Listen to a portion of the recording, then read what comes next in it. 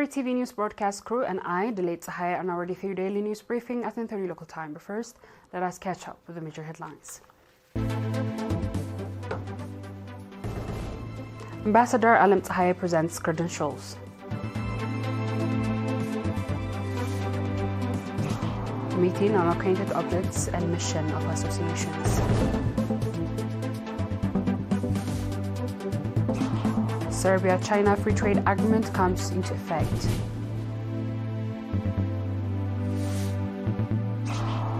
India state battling floods braces for more rain.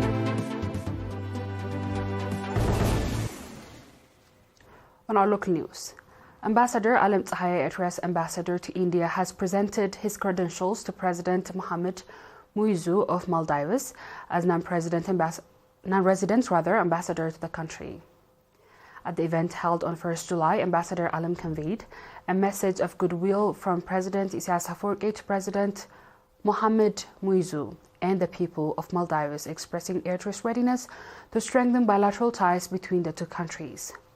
President Mohamed Muizu noting that encouraging relations since the two countries established formal diplomatic relations in 2021, expressed a good wish to President Afwerki and the Eritrean people and wished Ambassador Alam to successful tenure.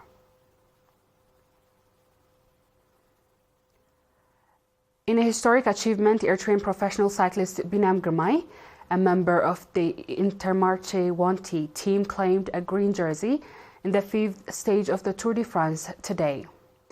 Girmay secured his prestigious accolade after the intermediate sprint, amassing a impressive 102 points.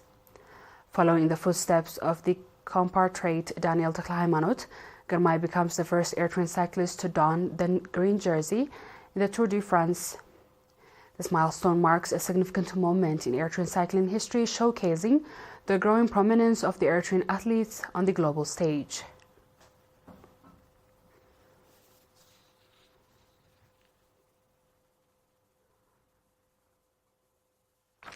The National Association of Intellectual and Developmental Disabilities organized a meeting on the acquaintance of the public in its objective and mission and the correct misconceptions about disability.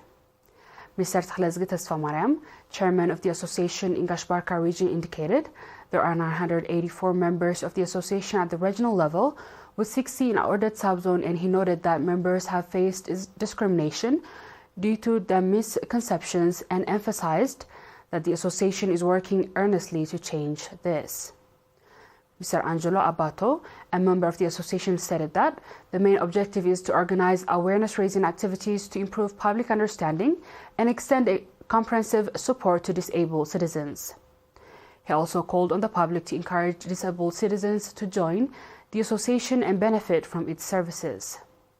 The participants expressed the seminar helped them understand the association's objectives and mission and called for conducive educational and entertainment facilities for the disabled as well as material support. Mr. Abdullahi Hassan, head of the social service in the subzone, stressed that improving moral and material support to the people with intellectual and developmental disabilities is the responsibility of every citizen and urged efforts to help them become productive members of the society.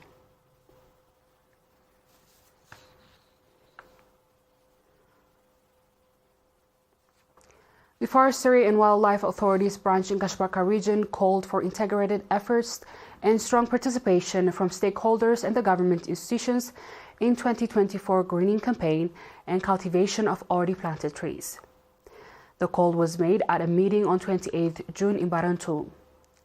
Mr. Takhassakh Flamarem, the representative of the authority, announced that 850,000 tree seedlings and 36 types are prepared to be planted this year, with 78% being indigenous trees.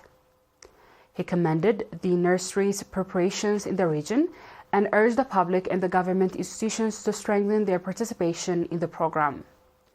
Ambassador Muhammad Ali Huri, governor of Gashbarka region, emphasized the importance of planting tree seedlings in the remote areas of the region and conducting regular follow-ups to ensure their safety.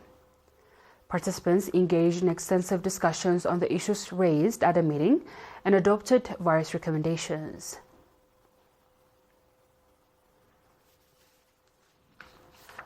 3 months of vocational training were provided to 116 youth in Arbaat Asmara.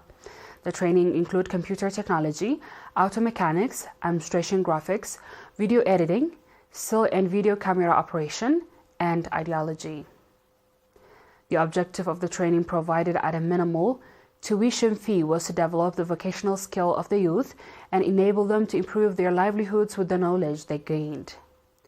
Mr. Samson Kifle, head of the National Union of Eritrean Youth and Students branch in the Central Region, called on the trainees to take advantage of the training to improve their livelihoods.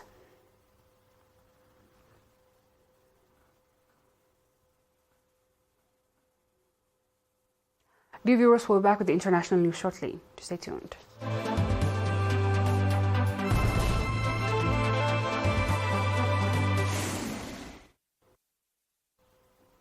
Welcome back.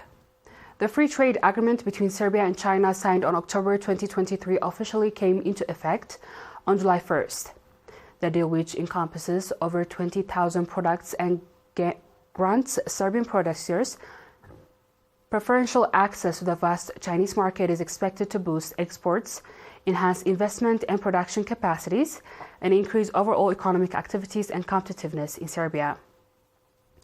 Minister of Finance Sinsa Mali highlighted the agreement's immediate impact, noting that 60% of the covered goods will be duty-free starting yesterday, with an additional 30% of goods to be included over the next 5 to 10 years. Minister of Trade Tomislav Momirovic described the agreement as a most significant opportunity for Serbian companies in the last 25 years, urging businesses to leverage the advantage offered by the agreement. Momirovic predicts the Serbia's export in China, currently values 1.2 billion euros, will soon double, spurring new investments, job creations, and high wages in Serbia. On our last news, the flood hit Indian state of Assam on high alert as it braces for more rain in the coming days. The northeastern state has been swamped by flood water over several days, affecting more than 600,000 people and killing at least 34. Chief Minister Himanta Biswa Sarma has said the next few days could be critical, and India's weather department has predicted more rainfall in the same district. The floodwater left behind a trail of destruction in Assam as well as parts of the neighboring Bangladesh, submerging villages, destroying crops and wrecking homes. Yesterday, the Assam Disaster Management Authorities report that all the rivers flowing through the state had crossed a danger mark in several places, and that at least 19 of the state's 35 districts has been affected by the flood. Thousands of people are sheltering in the relief camps across the state. Dear viewers, we've come to the end of tonight's news. Let's have a quick recap of the headlines.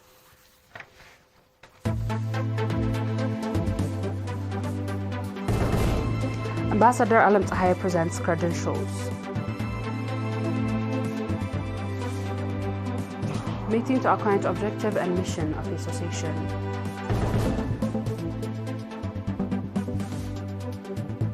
China-Serbia free trade agreement comes into effect.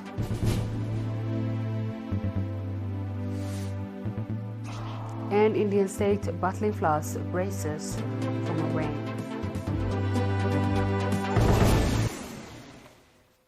That wraps up our stories for tonight. Thanks for watching and have a good night.